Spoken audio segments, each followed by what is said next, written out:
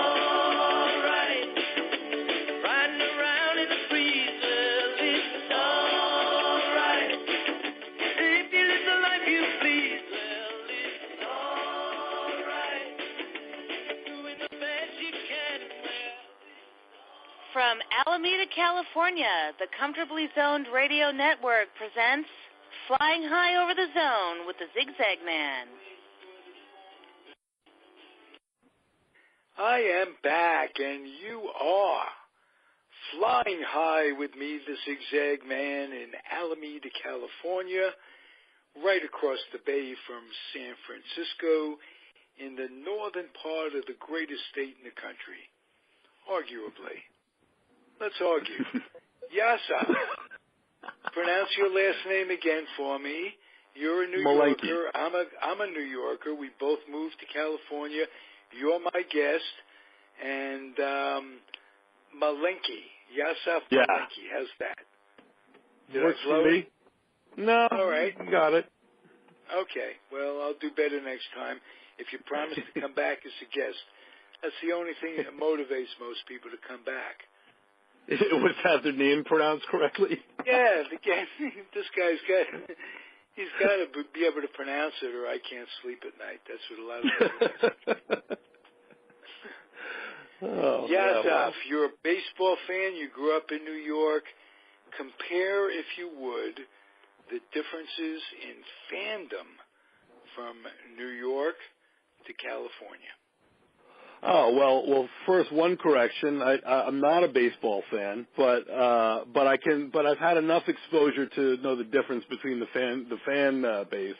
I grew up pretty close to Yankee Stadium and went to a few games there, and a few games over here. And wow, comparison. It's like the fan base there is it's so much more raw. Okay. There's not. I mean, but that could be said about the population of the two areas as well. But I would say that the fan base there is more raw. The enjoyment of the game is much more raw. More shouting, more beer for sure, and it certainly was cheaper back at the games that I went to. But here, it's. Well, I don't know. It just doesn't.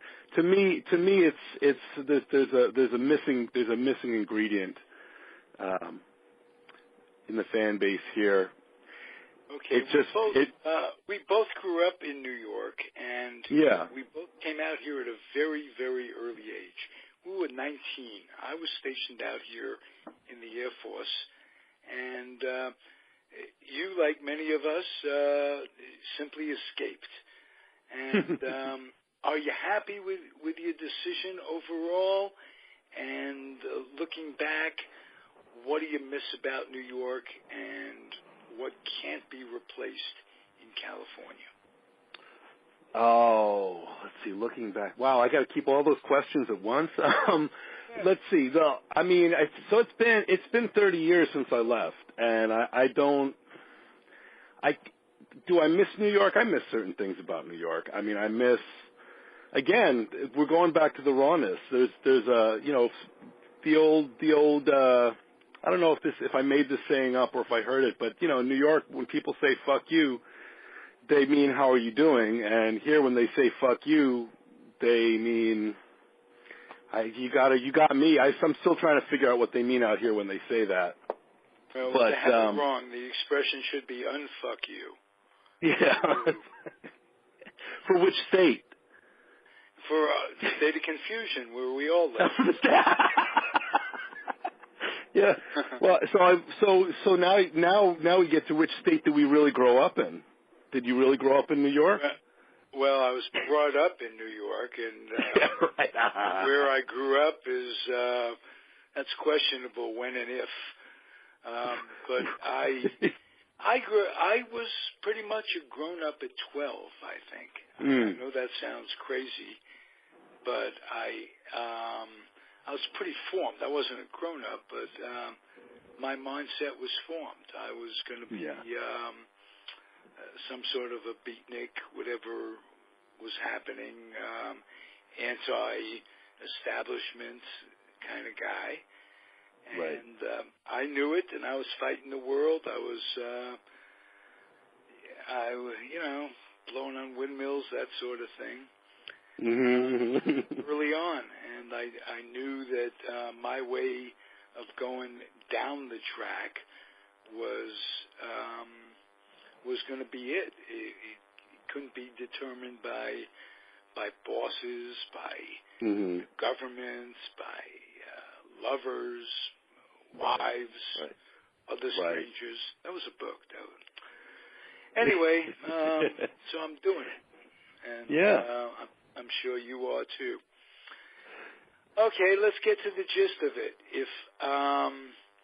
If you wanted to be on the podcast, you have to have something to say, and you do. Wow, you're presumptuous. Well, I am.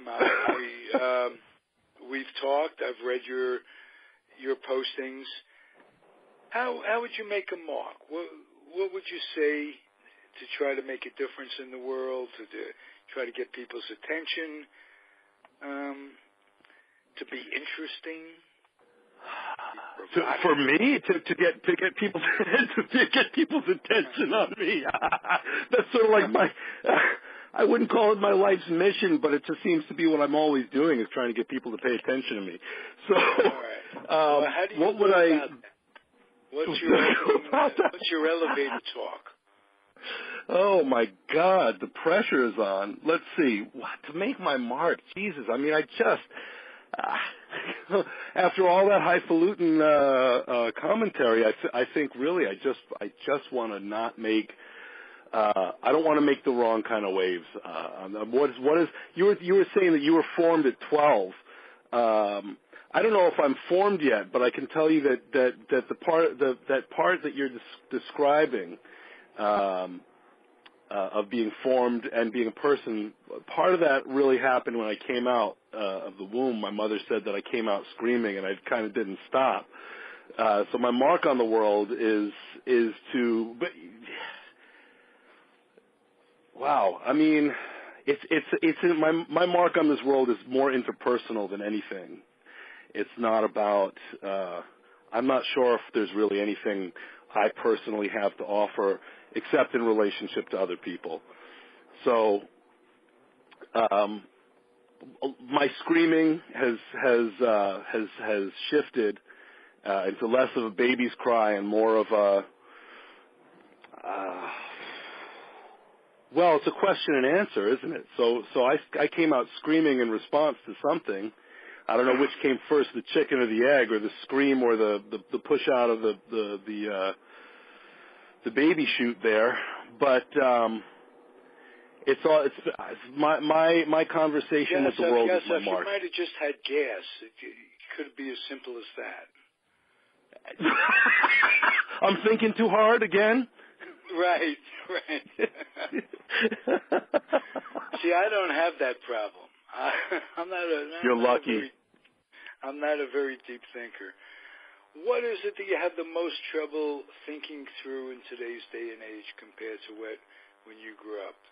I mean, we'll talk about the political situation. What's going on in the world that you could help us simplify?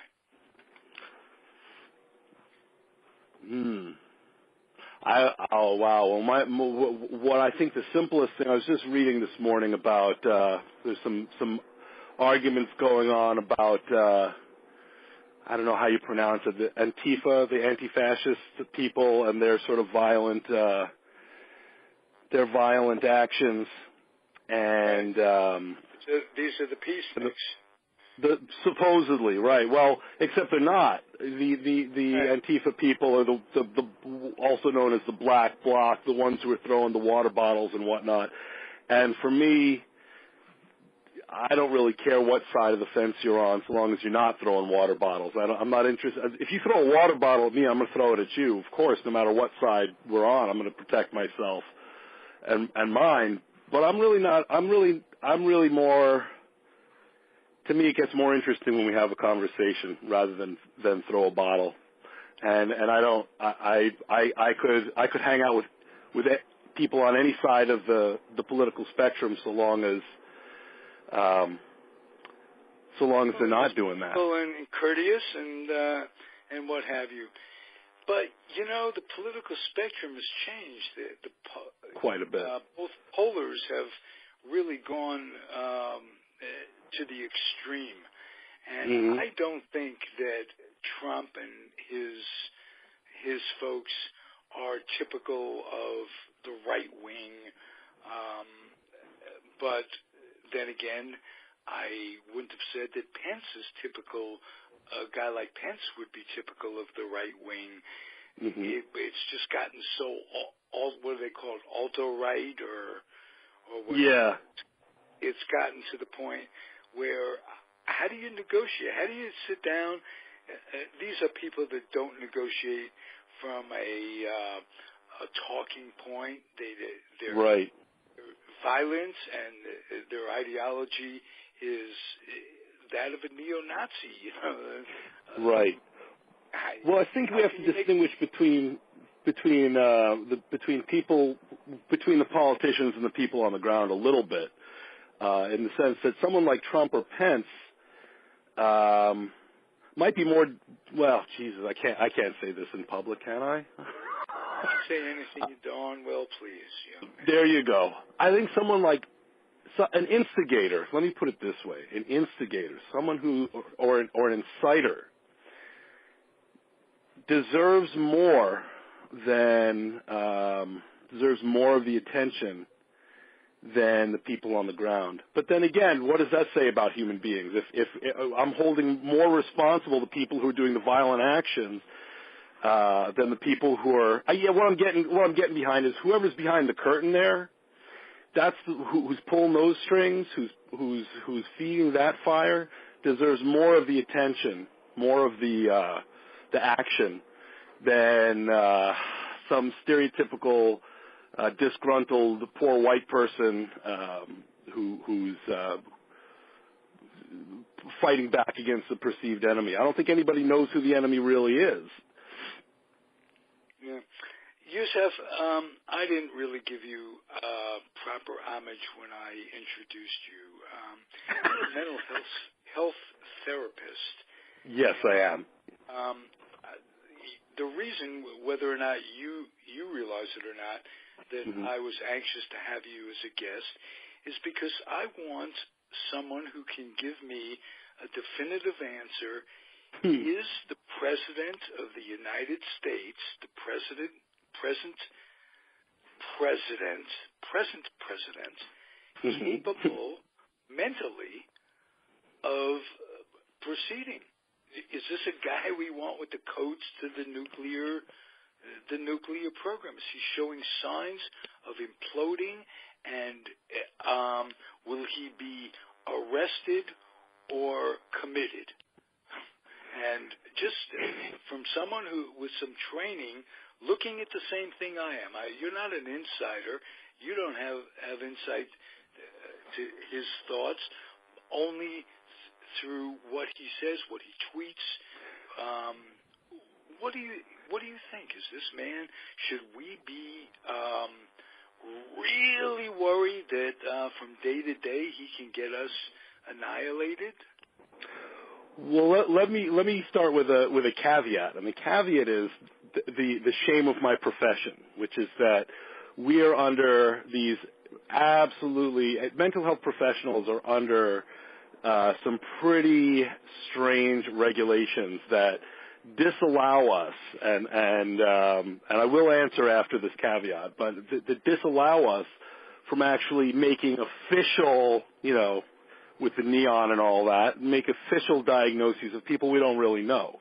And arguably, one would not really know Trump unless one has spent time in an official, sanctioned mental health office, right? Now, that being said, what I will say, and it's ridiculous. I mean, really, your question just, to me, points out the bootstrap that's on all of our necks. Or the boot, I guess, not the bootstrap, the boot that's on all the mental health professionals' necks, because what you see in the media and I will answer more personally than this, but what you see in the media is a lot of people, a lot of mental health professionals expressing concern about the president's mental health, and I think that they have great justification. I think we should all be very concerned because the signs that he's showing are not ones of relative mental health. They're ones of narcissism and disregard for human life, etc. So where was I going with that? I mean, I guess the simple answer is that his actions are incredibly concerning from a mental health perspective. They indicate a tremendous amount of imbalance and self-centeredness and irrationality, and that's concerning when you're talking about when you got nuclear weapons on deck and when you have people's basic human rights on deck. Politicians are a strange creature. Do people come to him and say, you're under a lot of pressure, and we want you to talk to a psychiatrist from... No, I doubt anybody's ever said that. Somebody from the hospital, the Mayo Clinic, or bring in somebody. We want to help you, maybe give you some medication, perhaps. And I know... Speak to that. Is that just a science kit, or are people who go, who struggle, who have, and the reason I ask is because the side effects of these advertised drugs seem to outweigh the symptoms that one suffers from initially. Depends which drugs you're talking about, but yeah, let's just start with what you're saying. So the question is essentially, can we really count on a mental? It sounds like you're asking, can we really count on a mental health profession to treat someone like him? Is that the question, or did I mishear you?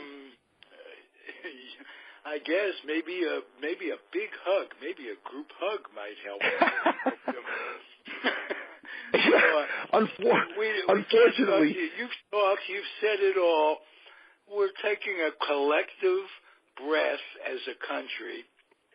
We're shaking our heads. We're saying, it's not him, it's his parents. Right.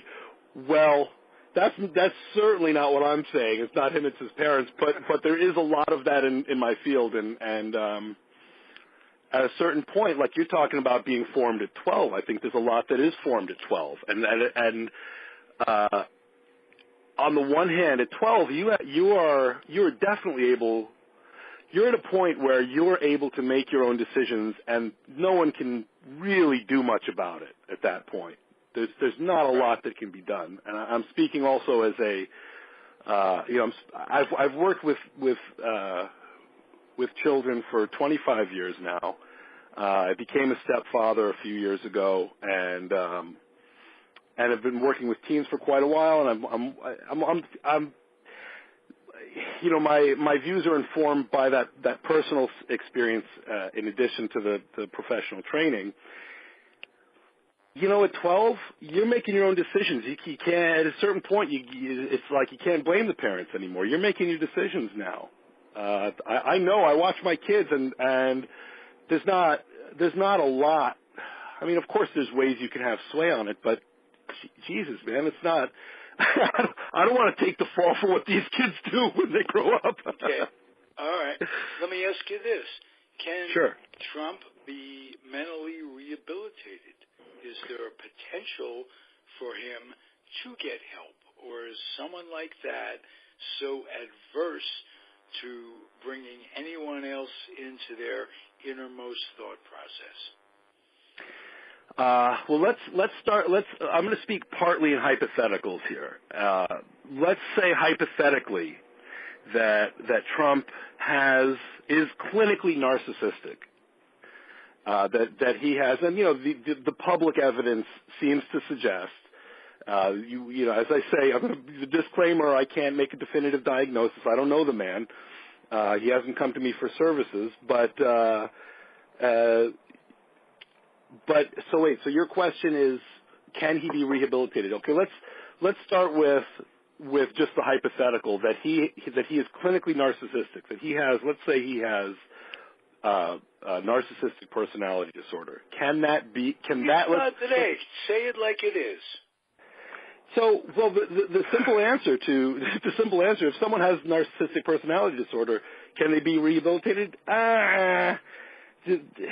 Not really. I mean, just from a layman's perspective, even. I mean, it's because he's got the power thing going, not only being a mega billionaire, but he's president now, and he thinks he earned it, which is that's the point.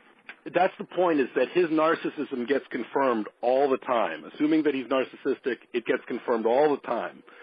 And we see that everybody's fighting for his favor or with their own narcissism to get their own agenda put through. And a personality disorder is by definition. They've got the military saluting him. I mean, it has to go to your head. They play the music. And you have to, any of these politics, any president, you know, if you liked Obama, he had the reputation of a military jacket. He took pride in killing Hussein or whatever the hell it was. He got into the war thing, no question. He droned people. He was partially the reason that Trump took power. Really, people forget how rampant the dissatisfaction was with things as usual, government going on as usual. Right. So, what do you hope? What can come out of this that's positive? I'm always looking for things that, I don't want to just dig up the things that could go wrong, because there are enough of those. Right. What could go right? Yeah. Well, that's the hope. I mean, boat. The hope is that, for me, is that this will serve as some kind of wake up call, and not just to the people who obviously not just to the people who supported Trump, but to everybody. I don't see like you're implying. I don't see Trump getting elected being just because of who he is. We have a whole history, president before that. So what led up to this moment, and what could come next? And what could come next could be people going, wait a minute, we're starting to beat the shit out of each other here. Is this really what we want? So it really has the potential to wake people up, and that's what I hope happens, because we're really, sometimes I feel like we're swirling the toilet bowl on the final flush, and I mean, when I say us that we're doing that, I don't just mean the United States. I mean the whole world seems, it's pretty depressing. So one can only hope that someone wakes up in that. Or that more people wake up in that to realize that we got to live together, man. What's that? We're in a mire We're in a mire. Yeah. Right. And if we start to realize, and this may sound really pie in the sky, but what unites us as a species is much greater than what divides us. Me and get real stereotypical here. Someone like me, born of relative privilege in New York, of an Eastern European Jewish family, has something in common with a stereotypical white person from West Virginia whose family's on the dole because of the coal mine closed, or don't we both want love? Don't we both want some warmth? Don't we both want opportunities and food? All that shit's got to unite us in the end. I mean, well, what unites us, I think, is our love for our kids. I think, and that too. Yeah, that's part of it. What do you think? Do you think the church is most responsible? When I say the church, the overall church, synagogues, mosques. Mm-hmm. organized religion, do you think it serves to divide us, to polarize us even more? Do you think this world would be better off if they were all forced to liquidate and we stopped feeding them with tax exemptions and let them compete with astrologers and I like that idea. Great too. I think you could liquidate, you could feed the hungry, you could educate the curious, you could send rubbers to Africa to stop the spread of AIDS. It would be wonderful without religion. How do we go about that? That's a rich one. All right, now we got a project. We'll talk about that the next time you come back. Gladly. Religion is another favorite topic of mine. Good. All right. We're running a little short. What I want you to do is give me and my audience, and I'm going to be serious now, a few day-to-day tips to keep our heads in order. Oh, wow. Yeah. There's some simple ones, man. Practicality. The first one is... In other words, Yeah. I mean, the simple things, man. Make sure you breathe. And I mean that consciously. Make sure you breathe consciously. Make sure you're taking a full breath. Make sure you're getting your basic human needs met. Make sure you have an object or several objects to care about, and you really engage in that care with your heart, with your whole soul and being. I think that's what I think I'd have to leave with. Beautiful. That's very nice. Thank you, my friend. You're a terrific Thank you, guest. Ralph. I hope you'll grace this microphone again and keep coming back. I would love to, Ralph. I'd love to continue developing the conversation. I appreciate talking with you. Beautiful. Thank you very much for adding to what I've got going here. It's Comfortably Zoned Radio Network. You are flying high with me, the Zigzag Man. And I am going to end, Yusef, by imploring you in the audience, as I normally do when I end an episode, to keep your humor dry, your dreams wet, your children and grandchildren out of military recruiting stations. Very, very important. And most important, perhaps, is keep your kids off the laps of clerics that wear dresses. And if you do any one of those four things, that's my mental health advice. Yusef is a little more, erudite. Erudite, yeah. Oh, God. Erudite, right. I've never been accused of that before, but okay, I'll take it. All right. I really enjoy your company, my friend, and we will. Same here, Ralph. We will do it again real soon. Everybody out there, please keep on keeping on, and I shall return. Adios. Bye-bye.